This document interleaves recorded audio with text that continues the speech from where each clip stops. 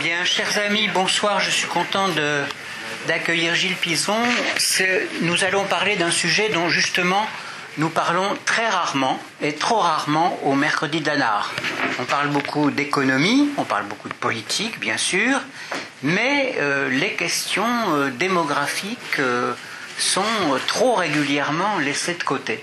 Donc je suis particulièrement heureux de vous accueillir afin que vous combliez nos carences sur ce plan et que ensuite, après votre exposé, nous puissions engager le débat avec vous et surtout vous poser un certain nombre de questions complémentaires.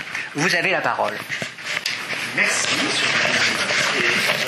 Bonsoir à tous. Vous avez vu, il y a une technicité là. On va essayer que tout fonctionne. La question que je vous propose d'examiner ensemble ce soir, c'est combien serons-nous d'humains demain sur la planète, à quoi ressemblera la population mondiale et de façon plus générale, quelles sont les évolutions démographiques en cours, à la fois à l'échelle mondiale mais aussi de l'Europe, de la France. Et puis, en discutant avec François Gerlotto, avec vous-même, peut-être orienter la présentation sur la question est-ce que l'action publique a-t-elle une influence sur les évolutions démographiques? On voit que ça va venir en filigrane. Alors, donc, concernant la question combien serons-nous demain, si on essaye de se projeter, c'est bien d'avoir en tête les évolutions passées. Donc je vous propose de revenir 2000 ans en arrière. Par ailleurs, pour cette présentation, je m'appuie exclusivement sur des ressources que j'ai conçues et qui sont en ligne gratuitement sur le site de l'Institut national d'études démographiques où je travaille. Je suis chercheur à l'INED. Je suis aussi professeur au muséum, et puis je préside le conseil scientifique de l'IRD, c'est comme ça que François Gerlotto, nous connaissons. Voilà. Et tout ce que l'on va voir ensemble, notamment les graphiques, les ressources, eh bien, on est sur le site internet de l'INED, et donc vous-même, vous pouvez revisiter tout ça et en apprendre encore plus. Alors, pour ce qui est de la population mondiale il y a 2000 ans, comme je l'ai dit, on va examiner, alors, là, voilà, c'est une vidéo que... Voilà.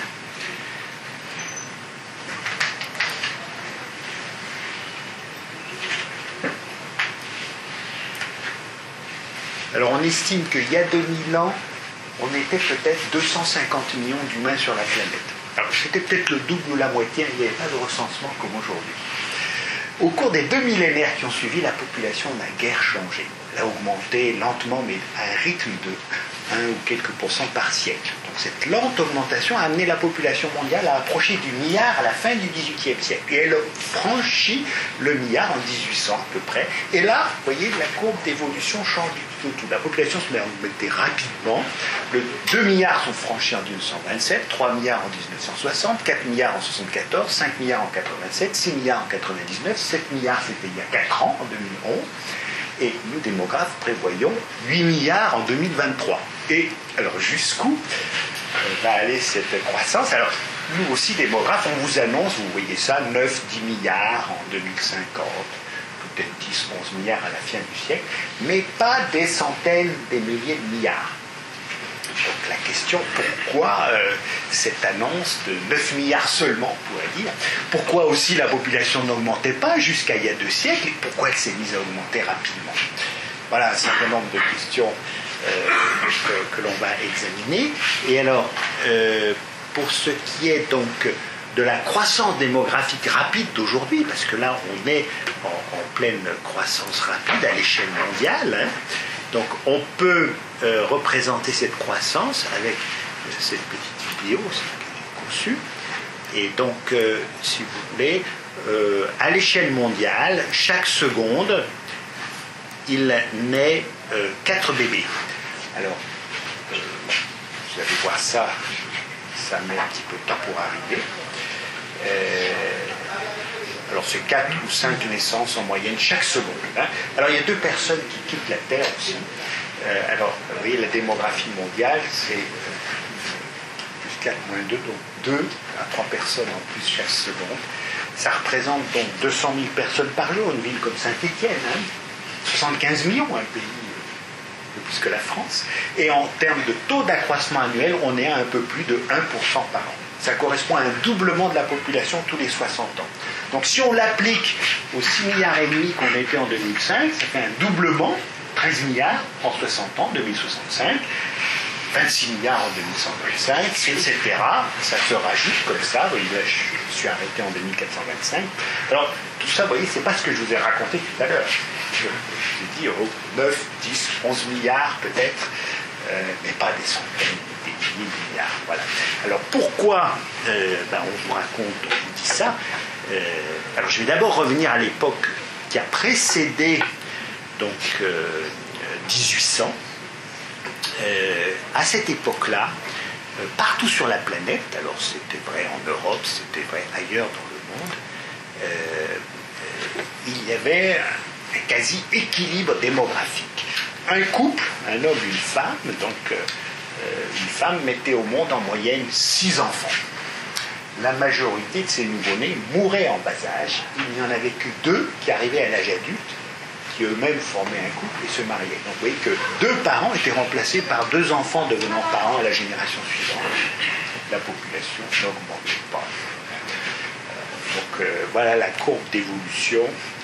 Alors vue de loin, hein, c'était une horizontale. Alors à l'échelle locale, la population augmentait bien, mais périodiquement, des familles, des épidémies décimaient la population qui mettait 3 générations pour récupérer. Donc, vu de loin, vu de Mars, la population mondiale n'augmentait guère. Voilà. Alors, qu'est-ce qui s'est passé il y a 2 siècles pour que cet équilibre soit rompu? Alors, là aussi, on part de la situation de quasi-équilibre avec beaucoup de naissances mais beaucoup de décès, hein, qu'on a décrites et qui valaient partout sur la planète. Alors dans une partie du monde, donc en Europe de l'Ouest et en Amérique du Nord, à la fin du XVIIIe siècle, on observe alors d'abord des progrès socio-économiques et des premiers progrès d'hygiène et de la médecine, ce qui fait que la mortalité se met à baisser, notamment la mortalité des enfants. Donc ce n'est plus seulement 2 enfants parmi les 6 d'une famille qui arrivent à l'âge adulte, c'est 3, 4. Donc les décès diminuent, dans le même temps les familles continuent à avoir beaucoup d'enfants et apparaît un excédent des naissances sur les décès. Là on est toujours en Europe, en Amérique du Nord. Et la population se met à augmenter rapidement dans ces régions. Alors, au bout d'une ou 2 générations, les parents s'aperçoivent que les enfants survivent en plus grand nombre, et puis tous ces enfants qui survivent, il faut les nourrir, il faut les habiller. Commence la mode de l'école, vous envoyez à l'école, tout ça coûte, et apparaît un nouveau comportement, la limitation volontaire des naissances. On est toujours au XVIIIe, XIXe siècle en Europe. Les familles se mettent à avoir moins d'enfants. Dans le même temps, la mortalité continue sa baisse, toujours un excédent des naissances sur les décès, la population continue d'augmenter, jusqu'à ce que les 2 courbes de natalité et de mortalité se rejoignent à un niveau bas, en gros la situation que connaissent des pays comme la France. 2 enfants par couple, en moyenne. Ces enfants échappent à la mort pendant l'enfance, sauf accident, deviennent adultes, et donc on se trouve avec un nouvel équilibre démographique, mais dans des conditions totalement différentes de l'ancien régime démographique. Et vous comprenez que cette période des 2 derniers siècles, qui a vu ces 2 grands changements démographiques, et que les démographes appellent la transition démographique, elle, de façon temporaire, est marquée par un excédent des naissances sur les décès qui a entraîné une multiplication de la population de l'Europe. La population a été multipliée par 4 au cours des 2 derniers siècles, sans compter tous les migrants que l'Europe a fournis, qui sont allés en Amérique, en Australie, en Afrique du Sud, etc. Alors, cette histoire-là, qui sert un petit peu de modèle, cette histoire de la transition démographique, elle a eu lieu, ou elle est en cours, également dans les autres continents. Donc, l'Asie, l'Amérique latine et aussi l'Afrique ont connu, avec un retard par rapport à l'Europe, les progrès de l'hygiène et de la médecine, les progrès socio-économiques, avec une baisse de la mortalité, et pareillement, au bout, avec un décalage dans le temps, une baisse de la fécondité en raison de la limitation volontaire des naissances. Alors là, vous avez l'exemple d'un continent, l'Afrique, qui également connaît cette histoire, mais avec retard par rapport aux autres continents. Donc la mortalité a beaucoup baissé en Afrique, malgré cela. La fécondité a commencé à baisser. Alors, en 2005, vous voyez, 4,8 enfants en moyenne par femme, donc c'est moins que... mais reste encore élevée. Donc elle est dans cette période de maximum d'accroissement démographique. Probablement que, comme les autres continents, l'Afrique va connaître cette histoire jusqu'au bout. Donc à terme, comme en Europe, en Amérique du Nord, comme en Asie et en Amérique latine, ça va qu'aujourd'hui, en Asie et en Amérique latine, les femmes ont 2,2, 2,3 enfants en moyenne chacune, pas tellement différemment que la France, en Amérique latine aussi. L'Afrique devrait connaître cette évolution aussi, mais pour l'instant, elle est un peu au milieu de la transition démographique. Voilà. Alors, pourquoi je vous ai raconté tout ça, c'est que cette histoire observée en Europe, mais qui vaut aussi pour les autres régions du monde, elle est un petit peu la base des projections démographiques que calculent les démographes. Voilà. Alors maintenant, on va s'intéresser au futur et on va utiliser un outil que les démographes ont un peu en propre, c'est les projections démographiques. Alors, les économistes sont très jaloux des démographes parce que, alors, ils font aussi des prévisions, des projections. C'est pas la peine que je vous dise. Alors, les projections des démographes, elles sont aussi leur faiblesse, mais il y a quand même une force. Voilà, c'est un petit peu le propre de la démographie. Et on va ensemble, je vous propose, faire des projections de population. Et alors là, on va utiliser un outil que j'ai mis en ligne, que vous pouvez utiliser, comme les vidéos qu'on a vues, mais là c'est un outil de projection de population. Voilà. Alors, on va démarrer. Voilà, donc ici on a représenté sous la forme d'une pyramide la population mondiale, 7 milliards 300 millions poussières d'individus, et simulons, voilà, et calculons ce que pourrait être la population demain. Alors, tout de suite, je vous propose une simulation pour répondre à la question suivante. Beaucoup de gens trouvent qu'on est trop nombreux sur Terre. Beaucoup de gens trouvent que la croissance démographique, c'est vraiment un problème. On est déjà très nombreux. Imaginez un tyran planétaire qui a la capacité, pense-t-il, d'arrêter la croissance démographique. Il aura sauvé la planète, l'humanité et tout. Parce que les gens pensent qu'on est déjà trop nombreux. En tout cas, arrêtons cette croissance. Eh bien, imaginons effectivement un tyran politique qui soit à la tête de l'humanité, de la planète, et qui ait la capacité d'imposer tout de suite une réduction importante de la fécondité, le nombre moyen d'enfants par femme. Alors, on va voir tout de suite ce que ça donnerait. Alors, aujourd'hui, la fécondité moyenne dans le monde, c'est 2,5 enfants par femme. Alors, vous voyez déjà que ce n'est pas un chiffre très élevé. Il y a 50 ans, c'était 5 enfants en moyenne par femme à l'échelle mondiale. Donc, il y a une division par 2 depuis 50 ans. L'espérance de vie à l'échelle mondiale, 70 ans. Supposons que Parce que 2,5 enfants, c'est plus que le seuil de remplacement des générations. Vous avez dû lire ça, on voit souvent ce chiffre 2,1 enfants par femme. C'est ce qui permet à terme le maintien de la population. Donc là, on est un peu au-dessus. Voilà. On va supposer que notre tyran ait la capacité d'imposer 1,5 enfants par femme. C'est nettement en dessous du seuil de remplacement. Normalement, la population ne peut pas se maintenir. Et voyons ce que ça donnerait. Alors, on va supposer que l'espérance de vie resterait au niveau d'aujourd'hui. Est-ce que notre tyran arriverait à stopper, même à réduire la croissance de la population? Alors, allons ici. Je vais démarrer la simulation. Donc, on avance dans le temps. Vous avez vu que les nouvelles générations de bébés qui naissent sont bien moins nombreuses qu'autrefois. Mais est-ce que pour autant la population diminue? Eh bien non. Vous voyez, la courbe au total est là. Le chiffre augmente. On a réduit drastiquement la fécondité. Il n'empêche, la population continue d'augmenter.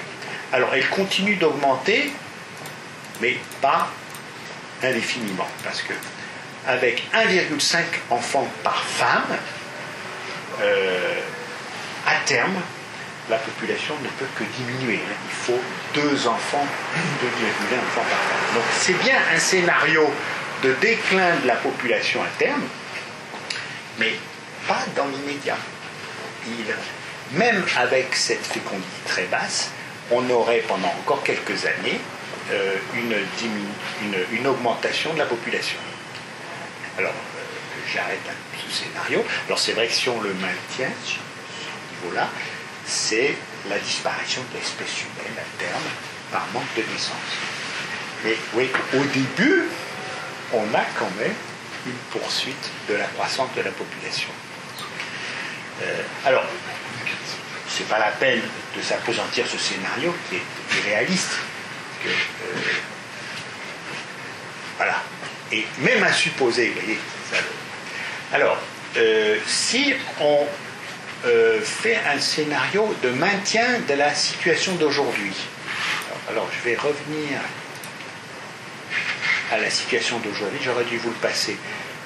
Supposons que demain, la population évolue, on va y aller, avec la fécondité se maintenant au niveau d'aujourd'hui et l'espérance de vie au niveau d'aujourd'hui. Alors ça, j'aurais dû vous la passer tout de suite.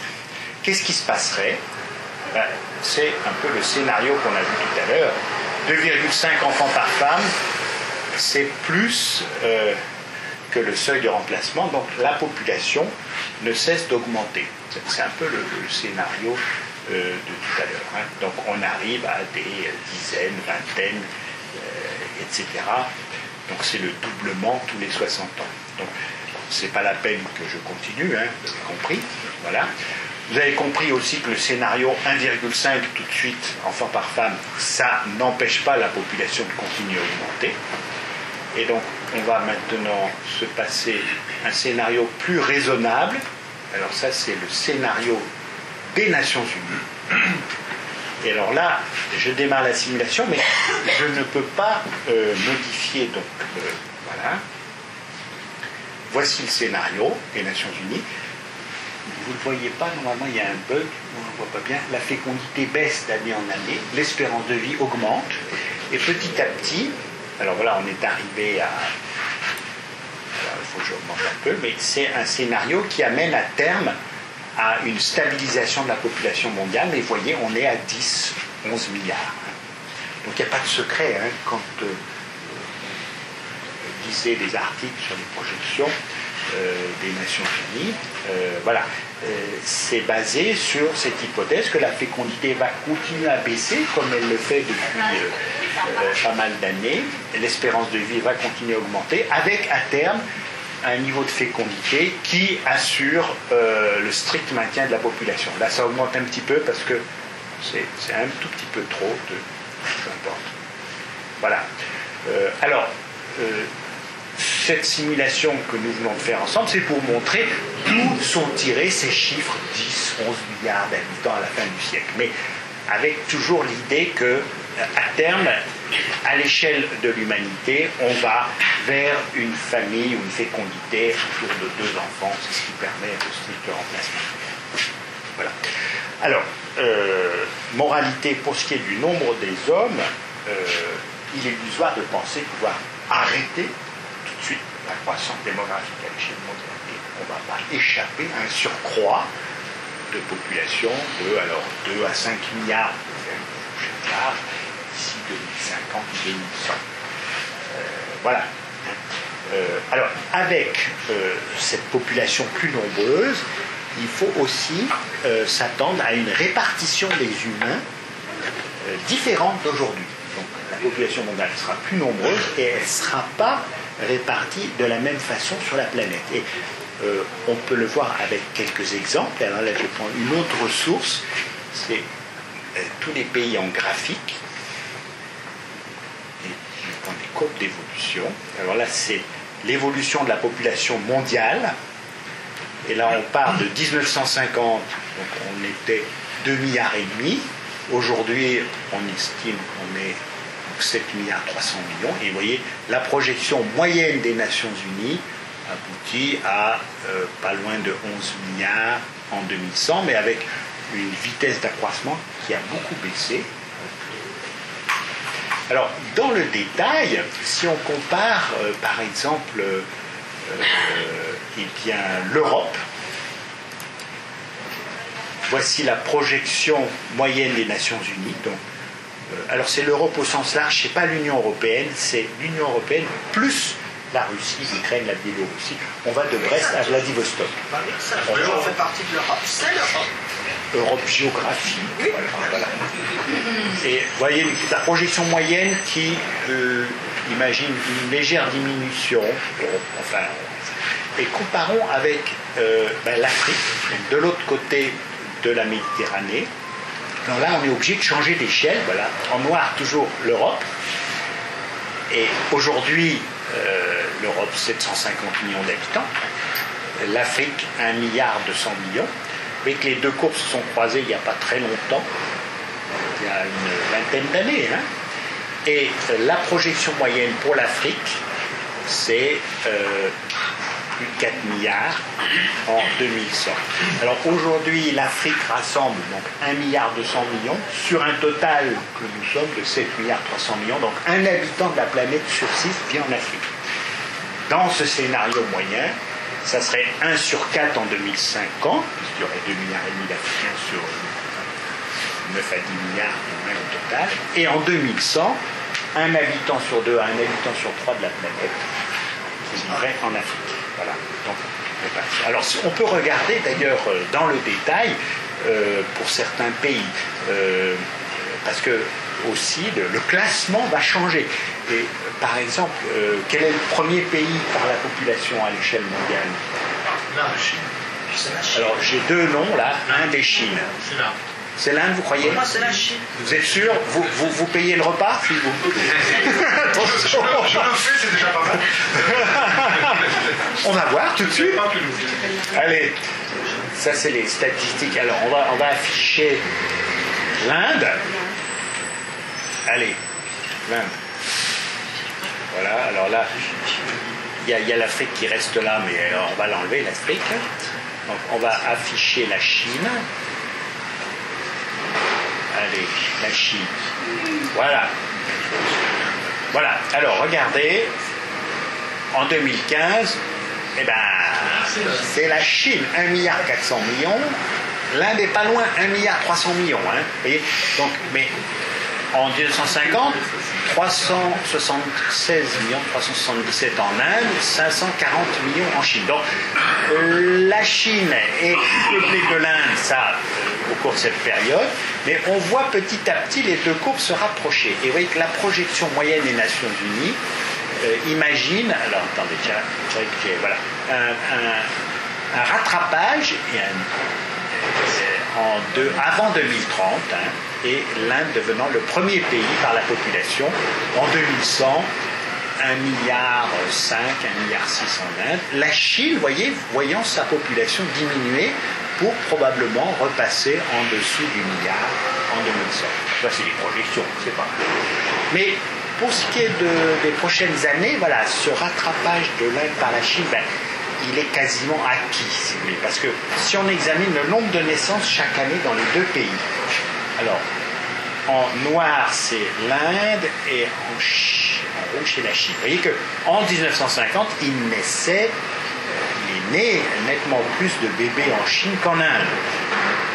Mais ça fait dans les années 70 que les deux courbes se sont croisées, une fluctuation énorme en Chine, et ça fait pratiquement 40 ans que chaque année il est né plus de bébés en Inde qu'en Chine. Donc il n'y a pas besoin de faire des calculs compliqués pour annoncer que l'Inde va être plus peuplée que la Chine, puisque les naissances, c'est la population de l'Inde. Même en admettant que la mortalité, notamment des enfants, est plus importante en Inde qu'en Chine, mais elle a beaucoup reculé, maintenant ça pèse moins. Et donc aujourd'hui, on estime que chaque année, il naît, vous voyez, pour 2015, ça c'est une projection, 25 millions de bébés en Inde contre 18 millions en Chine, l'écart est très substantiel. Voilà. Alors, tout ça, pourquoi l'évolution, alors peut-être, discutons-en. Regardez, dans les deux pays, les femmes avaient 5-6 enfants en moyenne chacune jusqu'à la fin des années 60. Dans les deux pays, la fécondité a beaucoup baissé. Alors en Chine, on estime qu'elle est proche de 1,7 enfants par femme aujourd'hui. En Inde, 2,4, mais ce chiffre est à réévaluer à la baisse. On estime que les Indiennes ont 2,3 enfants en moyenne chacune. Donc ça a beaucoup baissé.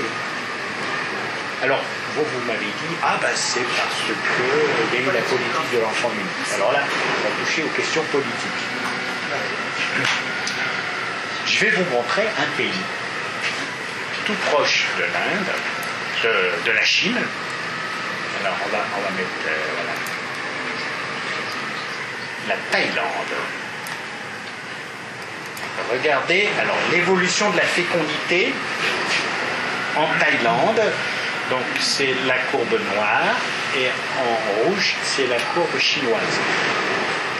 Les Thaïlandaises et les Thaïlandais réduisent leur fécondité, la fécondité a baissé, vous voyez, au même moment et aussi vite. Est-ce qu'il y a une politique de l'enfant unique en Thaïlande? On observe la même courbe à Hong Kong. Hong Kong n'était pas rattaché à la Chine. Taïwan, pareil. On se trompe quand on attribue. Alors, peut-être que ça a une influence, mais la baisse de la fécondité en Chine à la politique de l'enfant unique. Puis vous savez que la politique de l'enfant unique, elle a été instituée par c'était Deng Xiaoping en 78. Regardez en 78 combien les Chinoises avaient-elles d'enfants? Moins de 3 enfants. La baisse était déjà plus qu'entamée.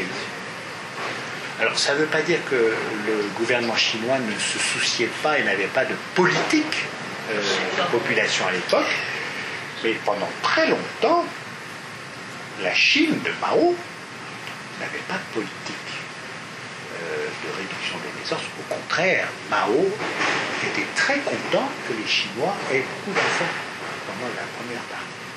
À l'époque, en Inde, le gouvernement était obsédé par la croissance rapide de sa population. C'est un des premiers États indépendants, juste après son indépendance, le gouvernement indien a voulu réduire la croissance de sa population. Il considérait que c'était un gros problème pour le développement. Il n'a cessé de mettre en œuvre des politiques pour réduire la croissance. Aucun effet, la croissance a même augmenté. Et ça pendant des années. Il était tellement obsédé, le gouvernement indien, qu'il a organisé des campagnes de stérilisation forcées. Mais ça n'a pas été accepté. Les hommes. Aujourd'hui, c'est plus les femmes que les hommes que l'on stérilisait. Et mais c'est que les Indiens ne sont pas laissés faire. Il y a eu des révoltes, bien sûr. Le gouvernement d'Indira Gandhi a sauté. On est dans les années. Alors, vous voyez qu'au total, ça ne veut pas dire que les Indiennes et les Indiens n'ont pas réduire leur fécondité, ils n'ont pas réduit leur fécondité, mais au moment où le gouvernement indien, très tôt, dans les années 50, a voulu changer les choses, il l'a fait très brutalement, ça ne correspondait pas à un souhait des familles. Donc ça n'a pas entraîné une baisse de fécondité. C'est entraîné une chute du gouvernement. Pour revenir à la Chine, on a l'impression que c'est la politique. Il se trouve que cette politique de limitation de la fécondité est venue justement à un moment où les couples chinois voulaient avoir moins d'enfants. Il y avait déjà le premier progrès économique, ce souhait d'avoir moins d'enfants, et donc en partie un hasard. Mais il n'y aurait pas eu de politique de l'enfant unique, la fécondité aurait baissé probablement autant, et le gouvernement aurait peut-être fait l'économie de mesures coercitives, pas très sympathiques. Au total, il y a de droits de l'homme, on fait mieux, de la femme, voilà. Et aujourd'hui, que le gouvernement chinois se soucie vient de lever,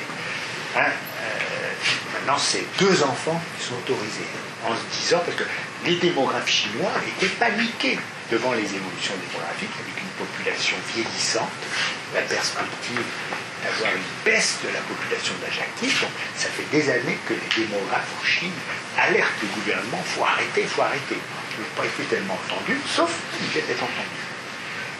Là, cette levée de restrictions est censée permettre un relèvement de la fécondité. 1,7 enfants par femme, donc c'est considéré comme faible. Alors la population chinoise continue d'augmenter, mais à un rythme relativement lent, et vous avez vu les projections qui annoncent, après un maximum de diminution de population, et surtout un vieillissement démographique très rapide. Vous croyez que parce que le comité central a décidé qu'on supprimait la politique de l'enfant unique, maintenant c'est 2 enfants, les couples chinois vont se mettre à avoir 2 enfants? Non, parce qu'il n'y a pas de politique familiale. Oui, mais attendez, là ils étaient dans une politique pour limiter les naissances. Mais justement, il y a une schizophrénie parce que dans les grandes villes chinoises, Shanghai et tout, c'est pas 1,7, c'est moins de 1 enfant par famille. Les jeunes couples chinois qui maintenant vont à l'université, tout ça, ils n'ont pas beaucoup d'enfants. Et déjà pour eux, un certain nombre de jeunes couples, il y avait la possibilité d'avoir 2 enfants. Quand vous étiez l'un et l'autre enfant unique, ou quand l'un des 2 était enfant unique depuis quelques années, vous pouviez avoir 2 enfants.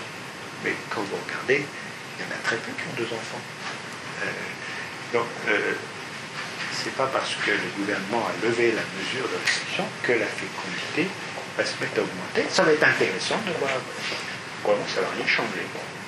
Encore une fois, pour notre sujet, c'est pas parce que le comité central ou le gouvernement décide, on va décider un taux de fécondité ou un taux de natalité. Un taux de fécondité, un taux de natalité se décide pas en Conseil des ministres, si vous voulez. En gros, c'est quand même une affaire des familles, et si les familles ont des enfants, c'est d'abord parce qu'ils souhaitent en avoir, et un État ne peut avoir une influence que si il rencontre le souhait des familles, s'il accompagne le souhait. Et d'ailleurs, dans les 2 sens, ça peut être dans le sens d'avoir moins d'enfants, comme ça peut être dans le sens d'avoir plus d'enfants. La France est un exemple de pays qui a été un des premiers à développer une politique nataliste. Son succès, ça fait plus d'1 siècle. La politique nataliste française date, on pourrait dire, de la période après la défaite franco-prussienne de 1870. La guerre franco-prussienne a été un traumatisme parmi les élites qui ont attribué la défaite française, qui s'est répétée, parce que la Première Guerre mondiale, on avait commencé à perdre la guerre. Et puis la Deuxième Guerre mondiale, c'était pas brillant. Et le diagnostic politique, c'est que la France a une histoire démographique très particulière. C'est le premier pays au monde où les habitants ont limité leur naissance dès la fin du XVIIIe siècle. Premier pays. Pardon ? Premier pays au monde. Avec les États-Unis. Mais en France, si vous voulez, les premiers signes de limitation volontaire des naissances, c'est fin du XVIIIe siècle, tout le XIXe siècle. Le XIXe siècle a vu la fécondité des couples baisser continuellement en France, alors que de l'autre côté de la Manche, en Angleterre, la fécondité augmentait. En Allemagne, elle se maintenait, en Italie et tout. Donc les Français et les Françaises ont été pionniers en matière de limitation des naissances, en Europe, à l'échelle mondiale. Ils ont limité leur naissance un demi-siècle à un siècle avant leurs voisins européens. Résultat des courses, c'est quand, sous Napoléon, il y a 200 ans, la France, 30 millions d'habitants, dominait l'Europe par la population. Et le dessein de Napoléon de dominer l'Europe, de faire l'Union européenne, c'était ça son projet. Il n'était pas loin d'avoir... et il a presque réussi. Il a raté. De l'autre côté, en Allemagne, alors, qui n'existait pas, mais dans le territoire actuel de l'Allemagne, il y avait 2 fois moins d'habitants, 15 millions. De l'autre côté de la Manche, il y avait moins de 10 millions d'habitants, en Angleterre. En Italie, c'était 12 millions. La France, 30 millions. Mais, c'est ça le grand désespoir des politiques, les Français se sont mis à limiter les naissances pendant le XIXe siècle, alors que les autres continuaient à avoir beaucoup d'enfants, et que la mortalité était en baisse partout. Les moins de 10 millions d'Anglais sont devenus 65 millions aujourd'hui. Ils sont devenus, voilà. Les 30 millions de Français sont devenus, 65 millions aujourd'hui. Un doublement, mais qu'un doublement, alors que partout ailleurs, la population est multipliée par 4, 5, 6. Résultat, la domination démographique terminée. Et il y a une nostalgie chez les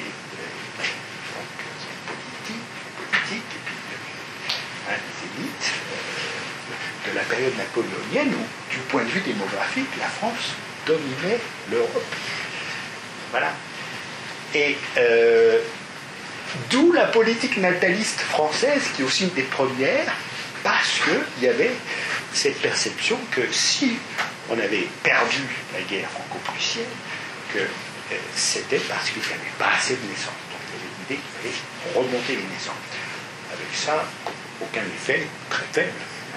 On ne fait pas faire des enfants, malgré cette baisse de fécondité correspondait vraiment à un changement des souhaits. Donc, c'est pour ça que le cas chinois politique de limitation des naissances, attention, ne pas attribuer toute la baisse de la fécondité à la politique. Pareillement, alors la fécondité en France est relativement élevée par rapport à ses voisins européens.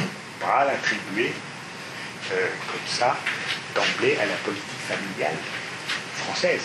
Cette politique nataliste au départ, qui petit à petit s'est adaptée, est devenue une politique familiale, qui fait consensus d'ailleurs du point de vue politique, droite, gauche, tous les partis, tout le monde est d'accord, mais il faut faire attention.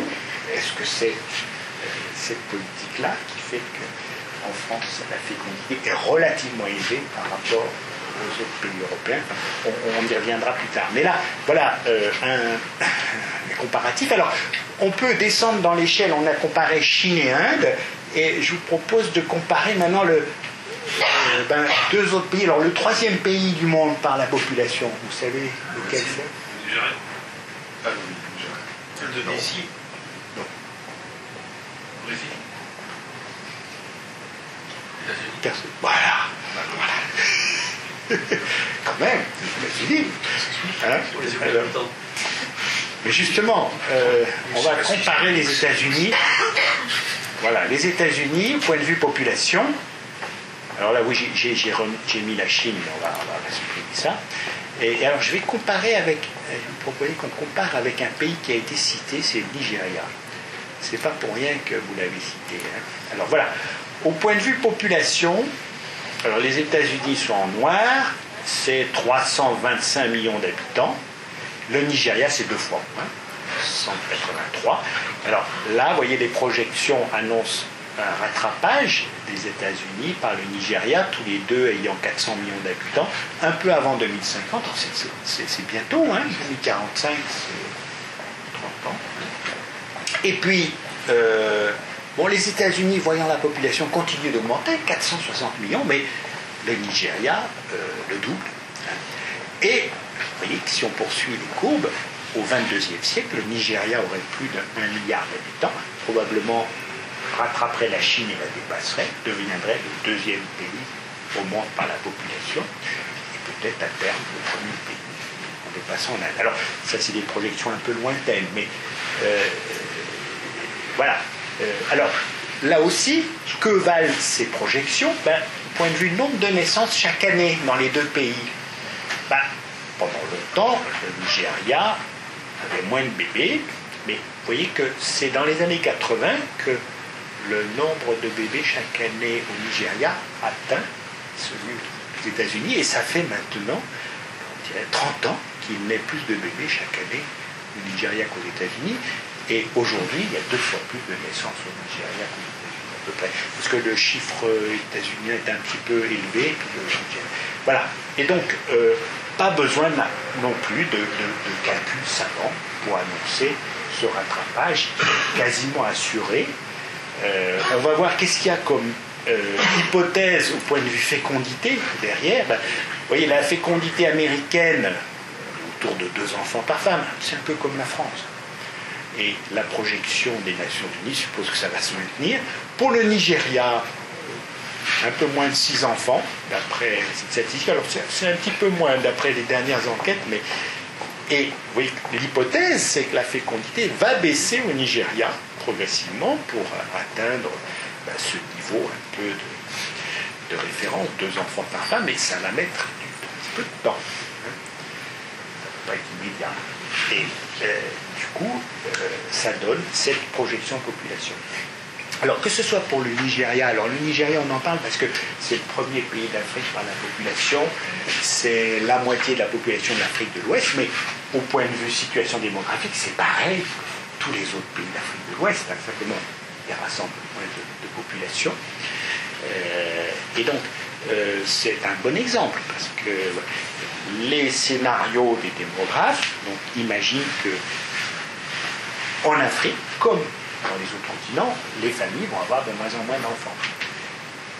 Avec un rythme de baisse, qui est assez sensible. Il n'empêche, il faut attendre un formidable accroissement de la population dans cette région du monde. Et donc, une part substantielle, la moitié peut-être de l'humanité vivant en Afrique demain.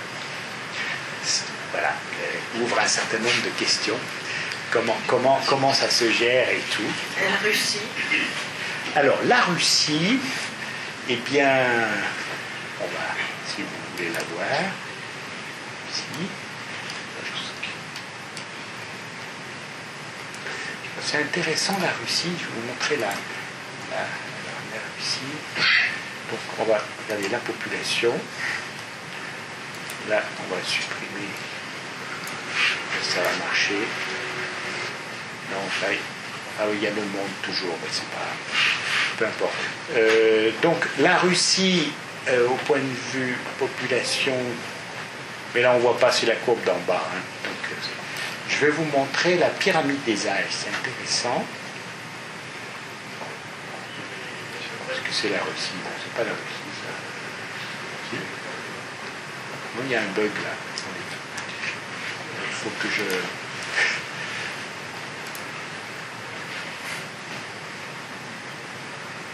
Voilà. Alors, on va choisir la Russie.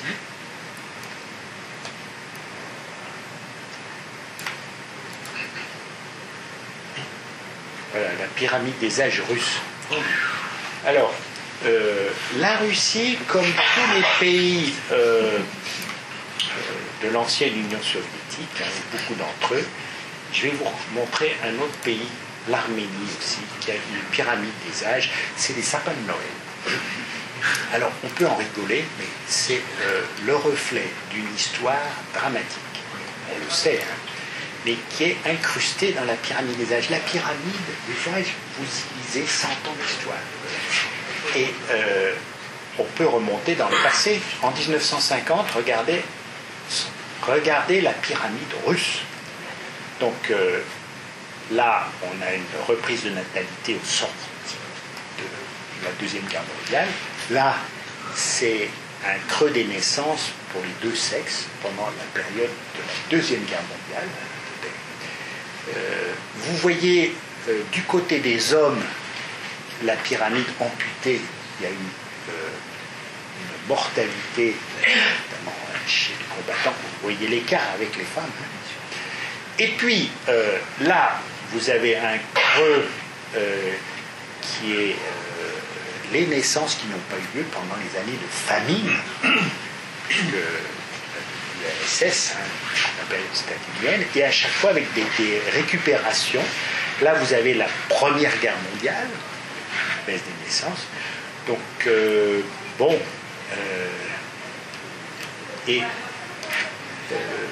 vous avez une succession de récupérations de naissances et de creux de naissance. Donc, c'est une pyramide très chahutée. Alors, aujourd'hui, vous savez que Poutine se vante d'avoir rétabli la situation démographique. Il y avait nettement plus de décès que de naissances depuis pas mal d'années en Russie. Et depuis 1 ou 2 ans, il y a un léger excédent des naissances sur les lycéens. Bon, la fécondité est remontée, elle est à 1,7 enfants par femme. Et les naissances sont un peu plus nombreuses, voilà. Mais ce que Poutine, je ne sais pas si ces démographes l'ont expliqué, c'est que ce n'est pas forcément l'effet de sa politique. Alors, il a institué une espèce de prime. Les jeunes couples qui ont des enfants dans telle période, ils ont des facilités pour acheter un logement. Enfin, il est vraiment soucieux de la démographie de son pays, donc il a mis en place une politique avec des effets d'aubaine, donc c'est vrai, mais surtout arrive aux âges de faire des enfants, des générations nombreuses de femmes. Donc vous voyez que la hausse des naissances ces dernières années, c'est dû pour partie à ce que voilà, la structure par âge favorise les naissances. Alors, ça ne veut pas dire qu'il n'y a aucun effet de la politique qui nous en ose par Poutine, mais il faudrait pondérer, si vous voulez. Voilà. Voilà. Si vous vouliez voir la Russie, on pourrait voir d'autres choses. Alors, ce que aussi, je ne vais pas trop durer, là j'ai un petit peu trop parlé. Dernier point, parmi les évolutions démographiques en cours, c'est le vieillissement de la population.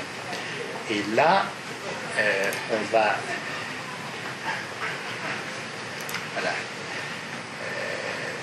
l'examiner ensemble avec un autre interactif que j'ai conçu qui s'appelle La population mondiale et moi. Alors là, j'ai besoin d'un volontaire ou d'une volontaire qui, alors, c'est comme au cirque, c'est pas très compliqué, je n'ai pas besoin de se ménager, juste de dire son âge. C'est un petit peu délicat de demander à une femme. Alors, François, tu l'as vu. J'en étais sûr. Mais citation. Allez, 67. À 67 quand même.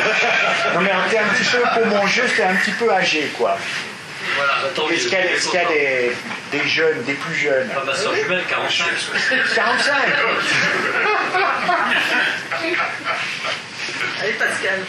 Non, moi j'ai 53 ans, c'est pas. 53 ans, ah ben ça va, c'est très bien, 53 ans. Donc vous êtes Faut rester jeune. comme ça, Pascal. Vous êtes jeune, hein? C'est relatif, vous savez. Relatif, voilà, vous allez voir. Alors, 53 ans, parfait. Alors, ce que vous allez constater, voilà, c'est que depuis que vous êtes né, la population mondiale a pas mal augmenté. Elle a été multipliée par 2,3. Donc, c'est plus parlant que de vous dire que la population a augmenté à un rythme de 1 à 2% par an. Ça ne fait pas si élevé que ça, mais à l'échelle d'une vie. Alors, pour l'Afrique, depuis que vous êtes né, Pascal, donc la population a été multipliée par plus que 4 en Afrique. Alors qu'en Europe, alors toujours c'est l'Europe de Brest à Vladivostok, elle n'a augmenté que de 20%. Alors, elle a quand même augmenté, voilà. Alors, deuxième type d'information, vous n'étiez pas seul à naître il y a 53 ans. Il y en a 111 millions comme vous qui sont nés. Et alors, voilà, vous faites partie de la majorité, 62%, des heureux encore en vie, mais il y en a une partie qui sont plus là. Vos camarades de promotion de naissance, sûr que si on va en Afrique où 14 millions de bébés sont nés, là, il y en a à peu près la moitié qui sont encore en vie. Alors que là aussi en Europe, bon, ils sont plus là, mais quand même la grande majorité sont toujours là. 40%, Voilà. c'est énorme quand même, à l'échelle de l'Afrique. Oui, alors vous, ça vous étonne un peu, parce qu'il y en a tout des trucs, c'est normal que... On sait que la mortalité est élevée là-bas, mais vous avez raison de vous offusquer, c'est pas normal. Et puis maintenant, alors, tenez bien, où est-ce que vous êtes dans l'ensemble mondial? Est-ce que vous faites partie des jeunes ou des vieux? Je suis un vieux déjà, oui. Alors, vous voyez que vous êtes... Voilà. Alors, en fait, vous n'êtes pas vieux, c'est que la population mondiale est jeune. Et c'est tout à fait relatif. Et alors, à votre avis, à quel âge faut-il avoir pour être ni jeune ni vieux à l'échelle de l'humanité? Et je propose une définition simple. Vous êtes jeune tant que vous faites partie de la minorité la plus jeune, et puis vous devenez vieux quand vous avez plus de la moitié du groupe qui est plus jeune que vous. Alors, quel est l'âge? Alors, on va regarder. Il diminue cet âge, on est bien d'accord, puisqu'il y a de plus en plus de baby. Ah ben, attendez, vous allez voir. Alors, à l'échelle mondiale, alors c'est l'âge médian, hein, c'est 29 ou 30 ans, vous avez raison. Voilà, très bien. Alors, à l'échelle mondiale, c'est le moment où on devient vieux, si on peut dire. Voilà. Alors, avec ça, en Afrique, à 30 ans, on fait partie du tiers le plus âgé, donc on est définitivement un vieux. Et en Europe, c'est l'inverse à 30 ans. Donc, illustrer le degré de vieillissement de la population. Mais partout, y compris en Afrique, la population est en train de vieillir. Donc c'est un phénomène qui n'est pas propre à l'Europe, aux pays industrialisés. Alors quel est le pays qui est le plus âgé, qui est le plus vieux démographiquement, hein, toujours. Alors, le Japon. Alors, j'ai pas le Vatican dans mon fichier. À votre avis, quel est l'âge médian au Vatican? Moi, je pense qu'à 80 ans, on est un jeune. On est même 85, hein, parce que... Voilà. 65 sûrement, complètement genou. Voilà. Et alors, le Japon... Voilà, alors voilà la pyramide des âges du Japon. Et voilà, donc là, il faut augmenter. Voilà, donc c'est 46, 47 ans, hein, l'âge médian. Mais il y a un pays tout proche de nous. C'est l'Allemagne. Qui... Alors Monaco, je ne l'ai pas non plus. Mais vous avez raison, l'Allemagne, avec une structure par âge qui n'a pas la même forme, mais a le même âge médian. Et alors, la France, est-ce que vous connaissez l'âge médian? 50. Non, moins. Alors, vous voyez que déjà à 46, c'est le maximum. Alors, vous pensez que la France est plus vieille démographiquement que... Non, vous pensez que non. Alors, regardez, on va voir quel est l'âge médian. Ben oui, C'est le même. c'est 41 ans. 41 ans. Voilà. Et alors, un pays tout proche, l'Italie, vous allez voir, qui est pratiquement... Alors, vous voyez la pyramide des âges italienne, très creusée, hein, à la base. Et là, on n'est pas loin de l'Allemagne, on est 45 ans.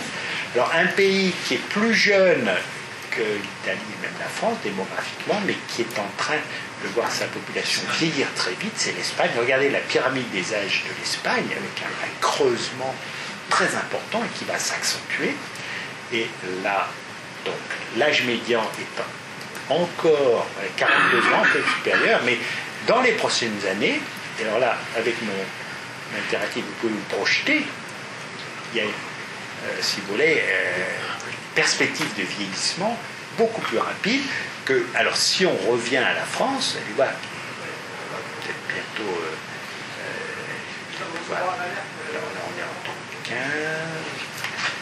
Si je remets la France, elle était là.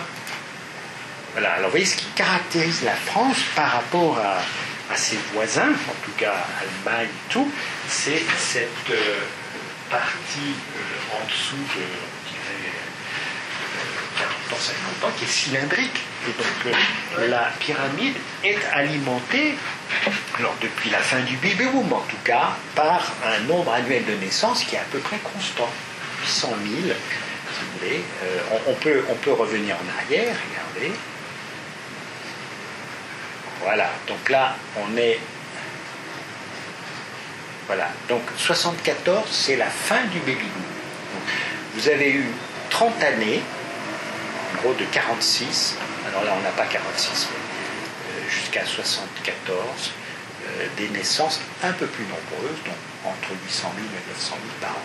Depuis, un peu moins, mais ça s'est maintenu autour de 800 000 par an. Alors là, vous avez peut-être entendu la radio et tout, on parlait aujourd'hui de l'annonce d'un peu moins, 3% seulement, probablement, de baisse de naissance en 2015 par rapport à 2014, ce qui est assez modeste, il faut voir si ça se poursuit. Mais contrairement donc aux voisins de la France, la pyramide est très cylindrique. Alors, on va dire, très bien, ça présente des avantages. Si vous avez à gérer la population, les services, ça veut dire que c'est stable, le nombre d'écoles, on peut augmenter pour réduire le nombre d'enfants par classe, un petit peu tassé. On peut recruter quelques enseignants, si ça coûte. Mais en Allemagne, ils sont en train de reconvertir les écoles en maisons de retraite. Alors, il faut penser, quand vous construisez des collèges et des lycées, à ce que ça puisse être utilisé plus tard. Ça peut se gérer aussi, mais on n'y a pas pensé jusque-là. Et puis, pour ce qui est des perspectives de vieillissement, alors la population, elle va continuer à vieillir en France, comme dans tous les pays, mais et là, c'est un scénario avec un maintien à peu près des naissances. Vous voyez, ça c'est le scénario moyen des Nations Unies, donc sans grand changement, ce qui facilite un petit peu la gestion, ce qui, au point de vue population d'âge actif, laisse penser que ça va se maintenir à peu près. Alors, en Allemagne, ils se font des soucis pour le remplacement de la population, notamment d'âge actif. S'il n'y avait pas d'immigration, si les pays étaient fermés, et qu'en Allemagne, il y a nettement plus de décès que de naissances. Ils ont un excédent des décès sur les naissances de 200 000 par an. En France, oui, aujourd'hui. Donc en gros, ils ont 600 000 naissances par an ces dernières années, 800 000 décès. En France, c'est l'inverse. 800 000 naissances, 550 000 décès. Donc nous, en France, on a un excédent des naissances sur les décès. En Allemagne, un excédent des décès sur les naissances. La population allemande continue d'augmenter parce que ce déficit de naissance est plus que compensé par un flux migratoire qui a beaucoup augmenté ces dernières années, que l'Allemagne gère et assume. Elle est même, vous voyez, prête à accueillir des réfugiés en plus, vous voyez. Et il y a des candidats et l'Allemagne s'en porte assez bien, pour l'instant ça va. Du coup, vous savez, c'est pas un problème en soi d'avoir une fécondité basse. Les Allemands ont 1,4 enfants en moyenne par femme. Et ça fait presque 30 ans, 40 ans que la fécondité est basse. Il y a 1,5 enfant d'écart en moyenne entre la fécondité française et la fécondité allemande, cela depuis des décennies.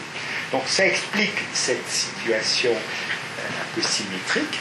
C'est vrai que la population française continue d'augmenter ces dernières années, principalement en raison de cet excédent des naissances sur les lycées. Le solde migratoire est très modeste en France. Il est 10 fois plus faible que le solde migratoire allemand. Et ces dernières années, le solde migratoire allemand va être pratiquement de 400 000, 450 000, sans compter l'afflux de réfugiés. 400 000 par an. Oui, en France. On est à 45 000 estimés par l'INSEE. Donc 10 fois plus faible. Alors, les gens qui vous disent, voilà, là, il y a un problème de flux migratoire massif, attendez, de quoi vous parlez? Non, on a très peu. Et on va peut-être avoir des soucis parce que les migrants, vous savez, qui viennent, c'est eux qui choisissent les pays. Contrairement à ce que certains pensaient là, quand ils parlaient de migration choisie, pensant que c'était les pays qui choisissaient. C'est aussi beaucoup les migrants, et notamment les migrants qualifiés qui choisissent le pays où on va aller. Pour l'instant, la France n'est pas très attractive. Donc, il faut savoir que l'excédent des naissances sur les lycées français ne peut que s'éroder dans les prochaines années. Pas tellement en raison d'une baisse des naissances, peut-être on va avoir des naissances un peu plus nombreuses, mais surtout une montée des décès. Le nombre de décès chaque année ne peut qu'augmenter.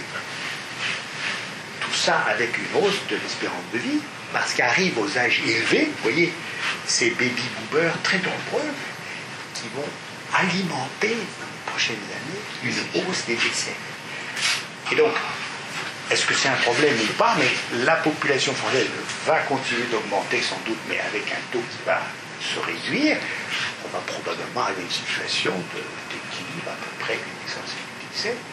Alors on sera alors à 70 millions, 75 millions, très bien. Mais ça va. Si la situation changeait, on pourrait revoir un peu. En tout cas, dès maintenant, on peut se dire que, les flux migratoires non seulement ne sont pas massifs, mais ils sont relativement faibles en France. Un phénomène nouveau, ou en tout cas qu'on ne percevait pas, c'est qu'il y a à la fois des entrées de migrants, mais il y a des sorties, notamment de nationaux, qui s'expatrient. Et c'est vrai que c'était relativement modeste en France. La France n'a jamais été un grand pays d'immigration. C'est d'ailleurs pour ça qu'aux États-Unis, on parle anglais. Parce qu'à un moment, au XVIIe, XVIIIe siècle, la question se posait. Le français aurait pu être la langue adoptée par les États-Unis, mais les Français n'ont pas émigré massivement. On a perdu le Canada, tout ça. Alors, on va pas refaire l'histoire. Et aujourd'hui, les jeunes Français, et puis les jeunes partout sur la planète, ils sont plus mobiles. Hein. Et donc, on découvre un peu ce phénomène qui est très difficile à mesurer parce qu'il n'y a pas obligation de se déclarer à l'administration quand vous allez travailler à l'étranger. Contrairement aux entrées légales, demander un permis, du séjour, il y a une statistique du séjour. Il n'y a pas cet équivalent et donc on est un petit peu en difficulté pour mesurer les sorties et on a l'impression qu'elles sont assez importantes, plus importantes et finalement le sol migratoire, 45 000 par an, estimé par l'INSEE, bon, il est plus ou moins bien estimé et c'est presque ce qui reste dans l'équation comptable quand vous comparez deux recensements et vous essayez de faire coller les chiffres. Donc la population au temps 1, vous la déduisez de la population au temps 0, quelques années avant, en rajoutant les naissances. Alors vous les connaissez dans le pays par la statistique d'état civil, et là on les connaît bien, en enlevant les décès, là on les connaît bien. Et puis la différence, là, vous estimez que c'est les mouvements migratoires. Mais on n'a pas d'outils pour mesurer correctement les flux, et surtout les flux de sortie. Voilà. Donc on a le sentiment. Alors, l'INSEE a publié récemment un travail très intéressant où justement il était capable de chiffrer ces sorties, et donc elles sont substantielles. Mais c'est vrai que c'est un peu nouveau pour la France, alors que le Royaume-Uni a toujours connu des flux d'immigration très importants, des flux d'immigration assez sensibles, mais pendant des années, le solde était nul. Hein?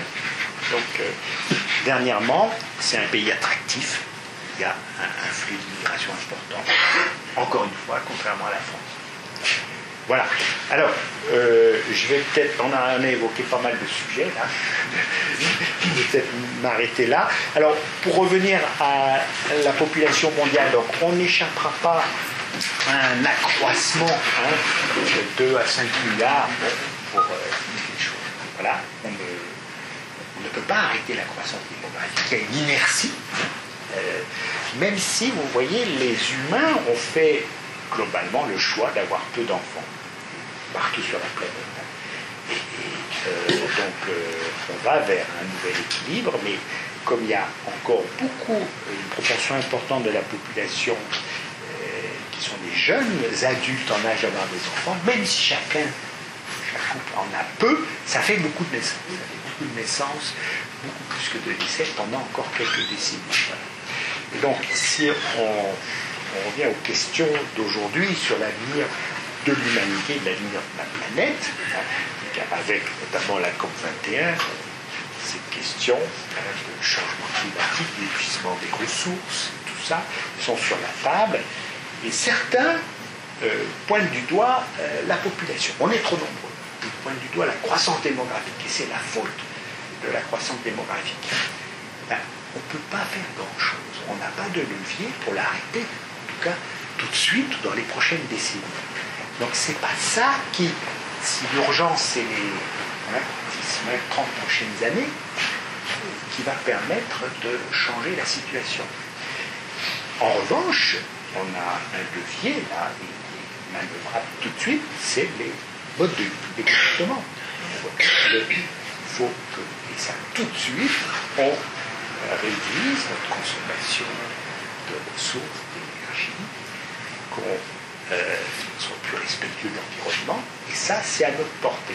En revanche, d'arrêter la croissance démographique, de faire que l'on soit moins nombreux, ça, c'est hors de portée. Et donc, la question du nombre des hommes, bon, elle est importante, mais elle est moins importante que celle des modes de vie pour les questions d'aujourd'hui. Voilà, donc c'était pour terminer cette présentation où on a touché à pas mal de sujets, et alors notamment l'action publique, qui certes peut avoir un effet, mais modeste, et qu'à la condition d'accompagner les désirs et les souhaits des familles. Un État ne peut pas aller contre les souhaits quel que soit le sens dans lequel il souhaite modifier les choses. On pourra en rediscuter parce que c'était un peu le sujet que je discute. Voilà. Donc oui, l'État peut jouer, mais modestement, sur des évolutions de long terme et en accompagnant les souhaits de la population et des familles. Voilà. Merci beaucoup.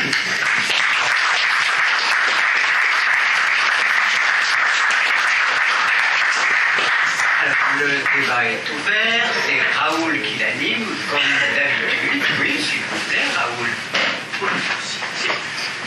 Se déplace un tout petit peu, voilà. Et aussi pour la première question. Voilà.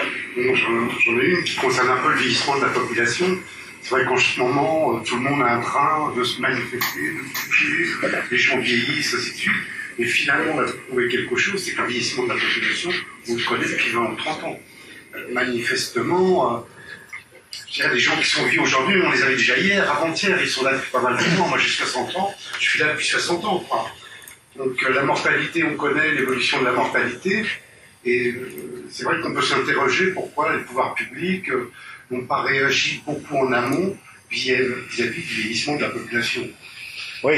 Alors ça, c'est ma première. J'en ai une deuxième qui m'intéresse beaucoup plus, qui est de dire finalement, là, on est sur des grandes masses d'êtres vivants, et semble-t-il, il y a des mécanismes qu'on appelle sociétales chez nous, et qui sont finalement des phénomènes de régulation que personne ne maîtrise, quoi.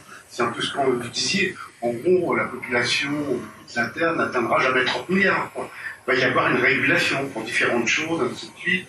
La probabilité est très très faible. Et ça, c'est quand même assez intéressant. C'est un peu comme la natalité, le comportement des femmes. Moi, j'ai travaillé sur l'Algérie et le gouvernement algérien a tout fait pour limiter, je dirais, la natalité. Finalement, c'est plutôt l'arrivée d'un mode de vie différent qui a fait que les femmes ont décidé qu'elles feraient moins d'enfants, quoi. Et la natalité s'est écroulée. Donc voilà, quoi. Et c'est quand même assez, je dirais, surprenant et interrogatif sur l'évolution de la démographie mondiale de notre espèce, quoi. Alors, il y a deux sujets de plus. Le vieillissement démographique. Alors, c'est vrai que la population vieillit depuis un certain temps. Elle vieillit depuis 2 siècles. Alors, je vais vous montrer 3 pyramides. La pyramide française sous Napoléon, 1800. Donc, 30 millions d'habitants, comme je l'ai dit. Et une pyramide en forme de pyramide. Typiquement de pays avec une forte fécondité et une forte mortalité. Voilà. Un siècle plus tard, regardez la pyramide. Alors, à la base, les mêmes effectifs de moins de 5 ans, mais la pyramide a pris de l'embonpoint. Donc, on est à 40 millions. Ce qui n'est pas beaucoup, parce que pendant cette même période, j'avais expliqué en Allemagne, en Angleterre. Et puis, encore 100 ans plus tard, en 2000, voilà la pyramide. Et pareil, même effectif des moins de 5 ans. Alors, c'est un des rares pays au monde qui, depuis plus de 2 siècles, a vu sa population à la base de la pyramide, les enfants, pratiquement pas changé. Il n'y a pas d'autre exemple, c'est un peu un hasard. Mais vous voyez, ce qui a changé, c'est au-dessus, avec beaucoup plus de monde. Et là, on est à 60 millions. Donc, pardon. Et pour vous répondre, donc, le vieillissement démographique, il a commencé il y a 2 siècles en France, très ancien. C'est une conséquence de la transition démographique. C'est que les familles ont limité leur naissance et aussi que l'espérance de vie a augmenté. Et ce qui est intéressant, voilà, donc, c'est que les évolutions sont les mêmes partout ailleurs sur la planète, mais avec des rythmes qui sont très différents. Et là, voici un graphique. Là. J'ai comparé, alors j'ai pris comme mesure de la vitesse du vieillissement démographique le temps que met la proportion de la population de 65 ans ou plus dans un pays pour passer de 7% à 14%. Et j'ai, pour chaque pays, tracé une ligne horizontale avec, ici vous avez les années. On va de 1850 à 2100. Donc la première année, là le premier point, c'est le moment où la part des 65 ans et plus a atteint 7% dans le pays. Et le deuxième point, c'est l'année où elle a atteint 14%. Donc ça, c'est le temps de doublement. En France, d'abord, c'est le pays qui est tout en haut, parce que c'est le premier pays au monde qui a vu sa population vieillir. Parce que, toujours pareil, la France pionnière en matière de limitation des naissances. Et donc, c'est, si vous voulez, on a le chiffre là, en France, donc ça a mis 114 ans, plus d'un siècle, hein, ce doublement. Vous voyez, entre 1865 et 1979. Voilà. Et les pays donc suivent avec des moments de plus en plus tardifs pour lesquels la part des 65 ans de plus a atteint 7%. Donc on a des pays européens, les États-Unis, le Japon, etc. Et au fur et à mesure, vous voyez que le vieillissement a commencé tard, il s'effectue plus rapidement au Japon. Ce doublement de la part des 65 ans et plus, la révolution, il a mis 24 ans, contre 114 ans en France. En Chine, on estime, parce qu'on n'est pas encore à 14%, mais on est à plus que 7%, que ça aura mis 25 ans. Alors, pourquoi cette vitesse du vieillissement démographique plus importante? Donc en Chine, 25 ans pour que la proportion des 65 ans se double, parce que la mortalité a baissé plus vite. Alors, la mortalité infantile, elle a baissé de 200 pour 1000 à 30 pour 1000. Cette évolution a mis 150 ans en France. Donc, vous voyez, en Chine, ça a mis 40 ans. Et pour ce qui est des évolutions de fécondité, elle a baissé de moitié, donc de 5 à 2 enfants et demi. En France, ça a mis un siècle et demi. En Chine, ça a mis 12 ans.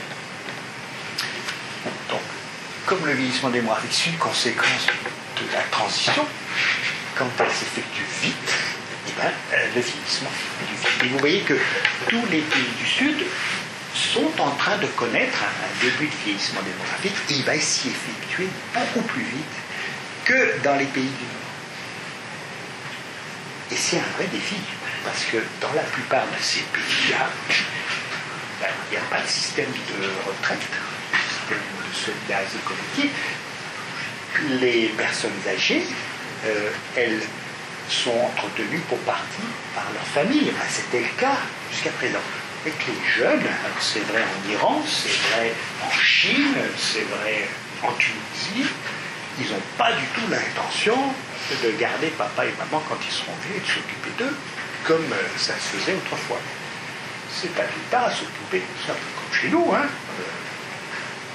Alors même si on veut bien s'occuper, mais c'est l'État qui doit être là, qui doit servir des retraites et tout. Or, beaucoup d'adultes actifs actuellement dans ces pays, alors je parle de la Chine et bien d'autres pays, ne cotisent pas ou que très peu.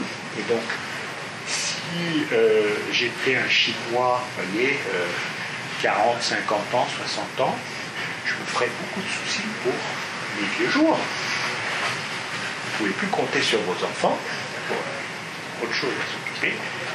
L'État devrait continuer à travailler assez tard.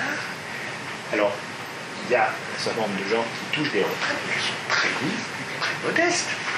Donc, attention, les gouvernements, il y a une bombe à retardement là. Alors, il y a les vieux, c'est pas eux qui manifestent. Oui et non, parce que est-ce qu'il ne faudra pas imaginer une forme de solidarité internationale vis-à-vis des plus âgés? C'est pas très vendeur. Hein. Le temps on fait des quêtes pour s'occuper des petits-enfants qui meurent dans les pays du Sud. Les vieux dans les pays du Sud, c'est pas très vendeur. Bon. Déjà, on a les nôtres. N'empêche qu'il se prépare un problème. Hein. Comment?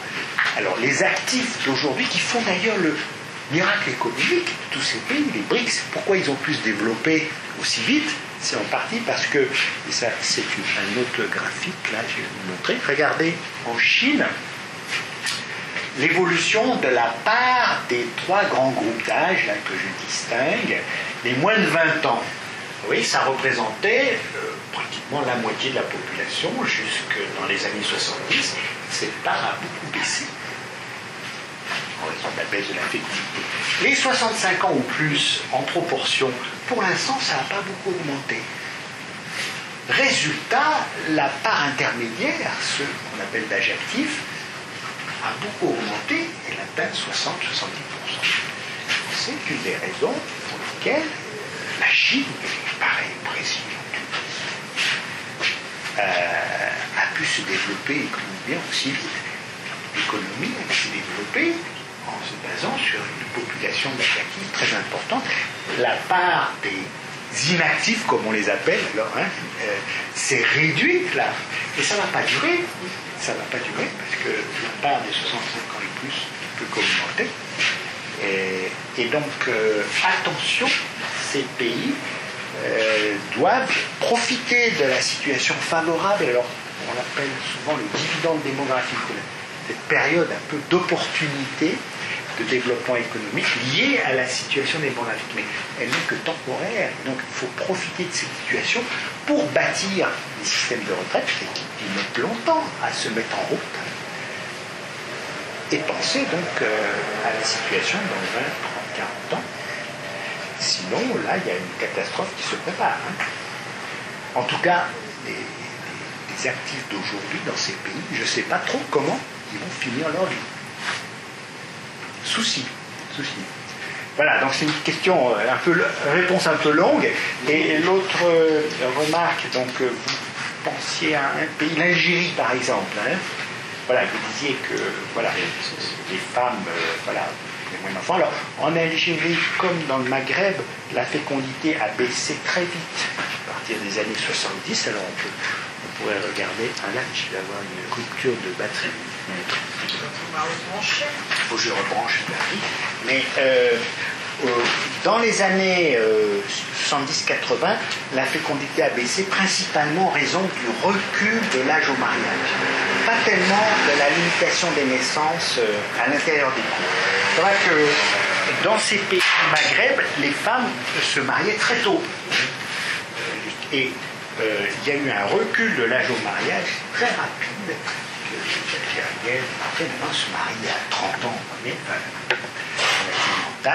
Alors, c'est des pays où les naissances hors mariage sont encore très limitées. Et du coup, le simple fait que les mariages soient retardés a beaucoup contribué à faire baisser. Derrière la chaise. Ah oui. Non, mais là-bas, c'est Voilà. Vous me branchez là. Et alors, donc ça explique le début, la première phase de baisse de la fécondité, sans que dans le mariage, les couples limitent les naissances. Et puis, la limitation volontaire des naissances, la contraception, s'est diffusée ensuite et a réduit la fécondité dans le mariage. Donc, il y a eu deux périodes. Et vous avez raison, c'est principalement le souhait des femmes d'avoir moins d'enfants qui fait qu'elles en ont moins. L'État ayant joué un rôle alors facilitateur, il a proposé des moyens de contraception. Il n'a pas été contre ce mouvement. Alors, ce qui est intéressant pour l'Algérie, c'est que depuis une dizaine d'années, on voit un baby boom très important. Et la fécondité est remontée, elle était descendue pas loin de 2 enfants par femme, 5, et là elle est remontée à 3. Il y a donc un phénomène un petit peu qui étonne les démographes, parce que c'est pas dans les modèles. Et en Tunisie et au Maroc, on observe quelque chose pas aussi important. Voilà. Alors, comment l'expliquer? L'Algérie a connu une période noire de guerre civile. Elle en est sortie et on pense que les gens respirent maintenant. Donc, ils font des projets. Ça peut expliquer une remontée des naissances, une récupération de naissances qui avait été retardée. Et puis, il n'est pas exclu qu'il y ait un effet de la hausse de la religiosité aussi ces dernières années, avec des mariages finalement plus précoces, qui sont redevenus plus précoces. Donc, et que les évolutions ne sont pas toujours unilinéaires et dans le même sens. Et le Maghreb est un cas intéressant où, depuis quelques années, il y a un regain de naissance, mais très, très important pour l'Algérie. On a plus d'1 million de naissances chaque année, là, depuis quelques années, donc c'était descendu en dessous. Alors la question, est-ce que c'est temporaire, c'est de mode? Et puis tous ces enfants, c'est des enfants que de toute façon les nouvelles générations auraient eu, mais elles les auraient eu plus tard. Et là, il y a une espèce d'avancée des naissances. Elles se booment. Ou alors, est-ce que c'est vraiment des jeunes générations qui auront plus d'enfants, qui auront eu plus d'enfants que leurs parents? Voyez. En tout cas, il y a un baby boom en Algérie. Bertrand. Oui.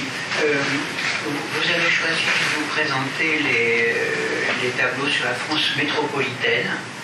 Est-ce que, si vous prenez la France tout entière, est-ce que ça modifie la pyramide et les courbes que vous avez présentées? Alors, ça ne modifie pas beaucoup parce que sur le total, alors France entière, on est à 65-66 millions d'habitants. Et les DOM, il y en a maintenant 5, puisque Mayotte, le département d'outre-mer en fait partie, ça fait à peu près 2 millions sur le total de 65 millions. Donc c'est assez modeste. Ça ne change pas énormément. La deuxième raison aussi, c'est que la situation démographique a changé très vite dans les DOM. On a encore l'image d'une fécondité élevée. Il faut savoir que maintenant, dans les DOM des Antilles, Martinique, Guadeloupe, la fécondité est presque plus basse qu'en France métropolitaine. La Réunion, on est pratiquement un tout petit peu au-dessus. Il n'y a que la Guyane et il y a Mayotte qui ont une fécondité nettement plus élevée qu'en France, qui ressemble plus pour Mayotte à une fécondité africaine, pour la Guyane. Mais là aussi, la perspective, c'est que la fécondité baisse, plus ou moins vite. Et du coup, alors, pour ce qui est du vieillissement démographique, il est en cours partout, y compris dans les DOM, et à une vitesse accélérée dans les DOM antillais notamment.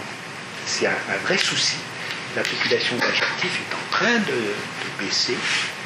Il y a ces questions que j'évoquais pour les pays du Sud, un vieillissement très rapide, voilà, encore plus marqué. Alors, des différences dans les nuances, mais ce qui est plutôt étonnant, c'est une convergence.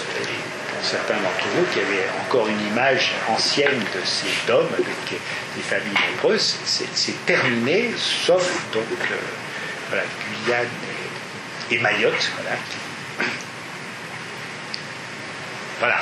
L'INSEE vient de publier hier les résultats du recensement de Nouvelle-Calédonie. Alors là, c'est pas un DOM, c'est un territoire avec un statut particulier. Et c'est intéressant de voir qu'on a une situation démographique assez proche de la France métropolitaine. La fécondité en Nouvelle-Calédonie, d'après le recensement de 2014, 2,2 enfants par femme, avec pas tellement de différences selon les sous-groupes, parce que là-bas, on se déclare, Kanak, enfin, il y a comme aux États-Unis, où vous avez des cases pour vous, c'est assez étonnant, pourtant c'est la France. Au recensement, mais on ne coche pas des cases. Mais là-bas, pas énormément de différences d'un groupe à l'autre. Alors, il y a plusieurs bras à la fois. Honneur aux dames, vas-y. Merci. Tout à l'heure, vous parliez de lien entre économistes et lorsque la Chine a annoncé qu'elle passait à 2 enfants par femme, le dollar de Nouvelle-Zélande a été surévalué, s'est valorisé parce que les marchés ont pu voir dans ce fait un signe qu'il y aura un énorme épico. Donc, forcément, il faudra du lait en poudre, il faudra des couches.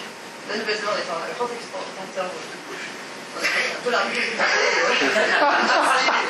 C'est vrai. Voilà, c'est assez amusant. Et est-ce que, plus particulièrement, est-ce qu'on voit un lien entre démocratie, nécessairement, est-ce qu'on voit nécessairement un lien entre démocratie et baisse de natalité Démocratie, c'est ça? Oui, la démocratie. Ah, ça c'est intéressant. Alors, qu'est-ce qu'on peut prendre comme exemple? Alors, de pays pas très démocratiques. Il y en a qui commencent à prendre des... L'Iran, alors l'Iran. Ben, attendez, l'Iran c'est très intéressant. Parce que, regardez, je pense que vous allez être étonnés. On va revenir à cette courbe de la fécondité en Chine, parce que je vais la remettre, la Chine. Alors oui, la Chine, excusez-moi.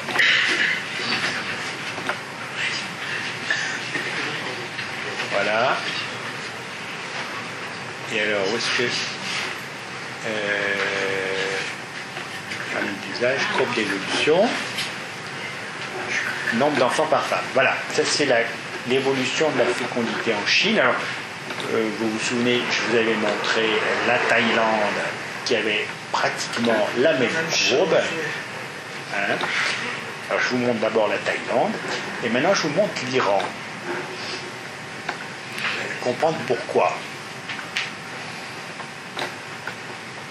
Alors voilà, en rouge, l'évolution de la fécondité en Iran. Vous voyez, les Iraniennes, alors, jusque, vous voyez, à la fin des années 70, début des années 80, elles avaient 6-7 enfants en moyenne chacune. La fécondité a baissé en Iran plus vite qu'elle n'a baissé en Chine ou en Thaïlande. En quelques années, pour arriver à un niveau aujourd'hui autour de 2 enfants par femme. Voilà. Alors, 2 étonnements.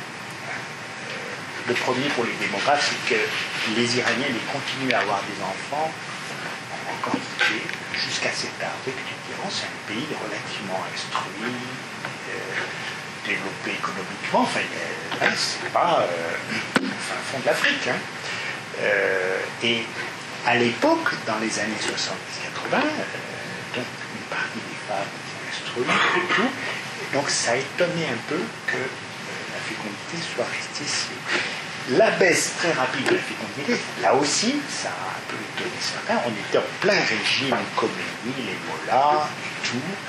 Beaucoup de gens pensant un pays musulman, forcément, ça veut dire des familles nombreuses. Ben, là, elles sont toutes voilées, quand elles sont dans la rue, il y a pareil. Regardez. Alors, avec ça, le régime des mollahs, bon, par contre, la contraception, compris moderne, c'est pas comme l'Église catholique. Vous savez, est-ce que ça a une influence ou pas? Avec ça, il n'était pas si réjoui que ça que la fécondité s'effondre, parce que vous savez que ils étaient bien contents d'avoir beaucoup d'Iraniens lors de la guerre Iran-Irak, ça a saigné, ça. Donc voilà, pour la prochaine guerre, ça fait quand même.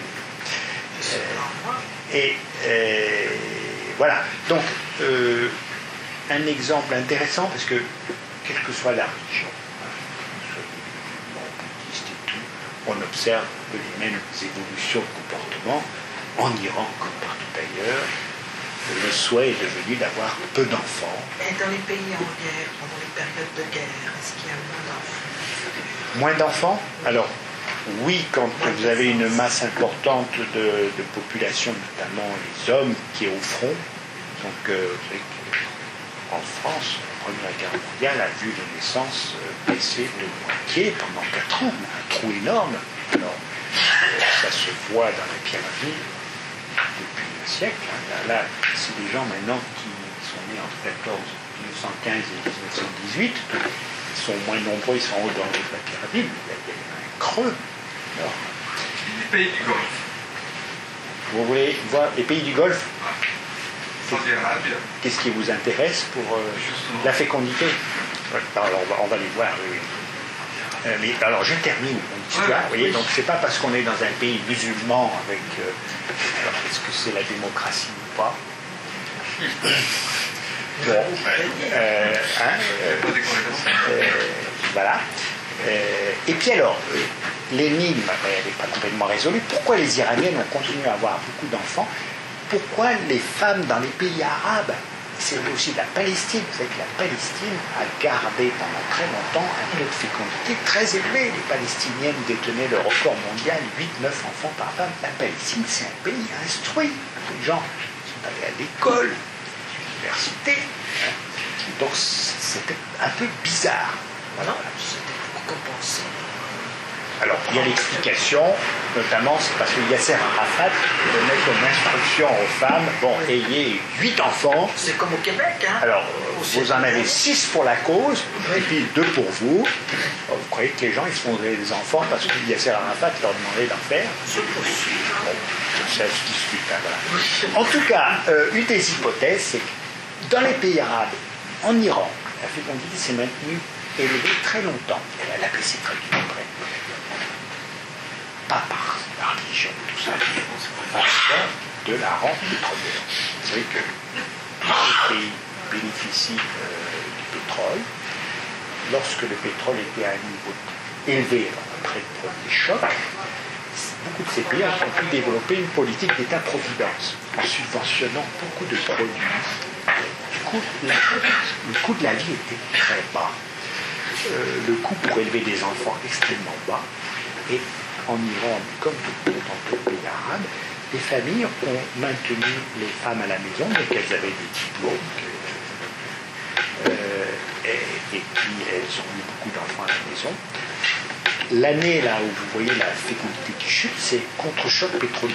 D'un coup, les prix baissent, les États n'ont plus pu maintenir cette politique de subvention. Le coût de la vie a monté brutalement. Résultat, les familles ont envoyé les femmes travailler. Hein, elles avaient des diplômes et tout. Et puis, les enfants, ça devenait cher. La fécondité a baissé très vite. Et donc, probablement que c'est en partie à cause du pétrole.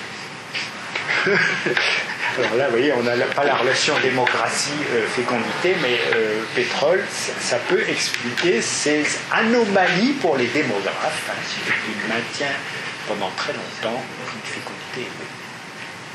Voilà. Alors, vous vouliez voir les pays du Golfe. Ce qui vous intéresse, c'est la baisse de la fécondité, par exemple, ou la structure par âge, Arabie Saoudite. Alors, oui, c'est pas un modèle de démocratie, hein, c'est sûr. Hein. Et alors, voilà l'Arabie Saoudite. Alors là, regardez la fécondité, 7 enfants par femme, là. Et puis, une baisse, vous voyez, on estime qu'elle est à 2,5. Hein. Voilà. Alors, l'Arabie Saoudite, en plus, elle a, regardez, une pyramide des âges assez particulière. Alors, c'est 29 millions d'habitants, mais beaucoup plus d'hommes que de femmes. Donc tu as des petites filles, non? À votre avis? C'est pas le genre, hein. Est-ce que vous avez vu que dans les pays arabes on tue des petites filles? Parce que l'on veut des garçons. Non, mais regardez là, c'est des. Non, mais c'est parce que c'est des pays qui ont énormément d'immigrés, qui viennent d'Inde, du Pakistan. Tout le travail est fait par les immigrés, là. Vous savez. Regardez un pays, alors encore plus spectaculaire du point de vue structure par âge. Oui, alors voilà. Je montre les Émirats Arabes Unis, mais regardez la pyramide des âges, un peu spéciale. Hein. C'est des pays polygames. Oui, mais alors, ils veulent bien des immigrés, d'ailleurs ils ont besoin, c'est eux qui bossent, mais les immigrés ils sont là temporairement, il ne s'agit pas qu'ils s'installent, il ne s'agit pas qu'ils viennent avec leurs épouses et avec leurs enfants. Vous savez, ils sont parqués dans des... Alors, ce n'est pas des pays qui appliquent le droit des immigrés comme dans les pays. Attention. Mais ils sont recensés, c'est normal, hein, il faut compter tous les gens qui habitent dans L'espérance de vie. Qu'est-ce qu'ils ont fait les l'espérance de vie. Oh, elle est très élevée dans cette pays, regardez. Alors, regardez. Non, ils ont fait des progrès énormes. Durée de vie moyenne. Regardez. Alors, j'ai mis l'Iran là, mais l'Émirat arabe, 77 ans en moyenne. Pas mal. Bon, la France fait mieux, 82 ans, mais pas loin. Une question. Tu dis régulièrement, enfin tu dis souvent, bon, alors, d'une part que une politique volontariste, ça marchait quand c'est dans le bon sens et c'est j'y vais pas tout. Oui. C'est un peu le roi du petit prince, je dis pas un général de s'envoler. Mais mais tu dis aussi que ça dépend du comportement des géniteurs. Je pose la question, est-ce que c'est pas une vision très anthropique? J'ai lu il n'y a pas très longtemps, par exemple, un truc, je trouve marrant, que tu étais sûrement au courant, mais tu me diras si c'est vrai ou pas, qu'en 1918, où il y avait eu une hécatombe d'hommes en France, c'était en France, le sexe ratio avait augmenté d'1% en faveur des hommes pendant un an. Et qu'ils ont retrouvé ça dans notre travail dans les années 1945 aux États-Unis. Et ça, alors il donne une explication donnée, c'est un taux de spermatozoïdes, enfin c'est un truc physiologique, purement physiologique. En tout cas, ce qui est sûr, c'est que ça, c'est pas un choix comportemental. Donc, quelle est la partie dans la démographie humaine qui est en fait une démographie animale? Parce que bon, moi j'ai vu dans les poissons, c'est pas des autres. Des variations démographiques un peu comme ça, dans un cas où on sait qu'il n'y a aucune participation volontaire de l'espèce. Et cependant, il y a un retour à un équilibre, par exemple, ou à un niveau, pas dire optimal, mais à un niveau originel des populations.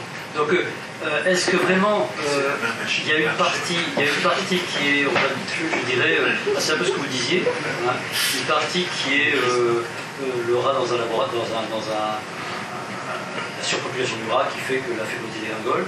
Est-ce que ça marche chez l'homme ou est-ce que c'est quelque chose qu'il faut éliminer? Alors pour la question du rat, beaucoup de gens ont l'image de la population mondiale comme un bocal de mouches, plutôt. Vous mettez un couple de mouches dans un bocal où il y a de la nourriture, vous fermez, puis alors elles ne coupent plus, elles font des petits, ça augmente, et puis il y a un moment, il n'y a plus à manger, la population diminue.